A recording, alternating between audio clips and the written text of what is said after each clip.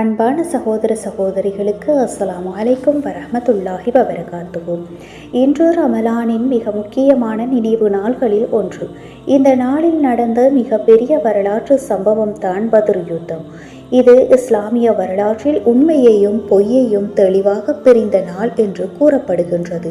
இந்த போரில் பங்கேற்ற சஹாபாக்கள் பத்ர் சஹாபாக்கள் என்று சிறப்பாக அழைக்கப்படுகின்றார்கள்.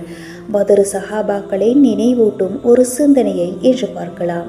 பத்ர் போரில் கலந்து கொண்டவர்கள் சாதாரண மனிதர்கள் அல்ல. அவர்கள் அல்லாஹுவின் மீது முழு நம்பிக்கையுடன் நின்ற வீரர்கள்.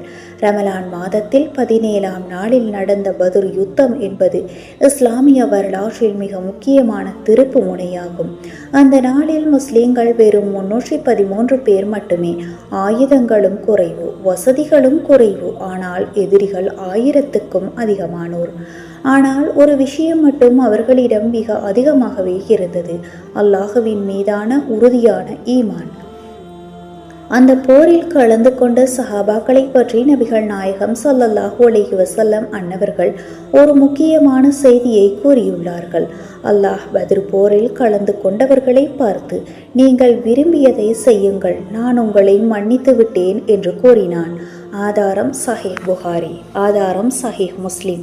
இந்த ஹதீஸ் பத்ர் சஹாபாக்களின் உயர்ந்த அந்தஸ்தை நமக்கு நினைவூட்டுகின்றது. இந்த சம்பவத்தினூடாக நாம் கற்றுக்கொள்ள வேண்டிய பாடம் என்னவென்றால், பத்ர் சஹாபாக்களின் வாழ்க்கை நமக்கு சொல்லும் மிக முக்கியமான பாடமாக, வலிமை, பணம், ஆயுதம் இல்லாவிட்டாலும் அல்லாஹுவின் உதவி இருந்தால் வெற்றி நிச்சயம். இஸ்லாத்துக்காக அவர்கள் தங்கள் உயிரையும் அர்ப்பணிக்க தயாராக இருந்தார்கள். நபிகள் நாயகம் ஸல்லல்லாஹு அலைஹி வஸல்லம் அன்னவர்களை பாதுகாக்க தங்கள் உயிரையே அர்ப்பணிக்க தயங்கவில்லை. இன்று நாம் ரமலானின் நோன்பு நோக்கின்றோம், தொழுகையும் செய்கின்றோம், குர்ஆனை ஓதுகின்றோம். ஆனால் ஒரு நிமிடம் நின்று சிந்திப்போம். பத்ர் சஹாபாக்கள் போல அல்லாஹுவின் மீது நமக்கு எந்த அளவிலான நம்பிக்கை இருக்கின்றது? யா அல்லாஹ், பத்ர் சஹாபாக்களை போல உறுதியான ஈமானையும் தியாக மனப்பான்மையும் எங்களுக்கு வழங்குவாயாக. ஆமீன்.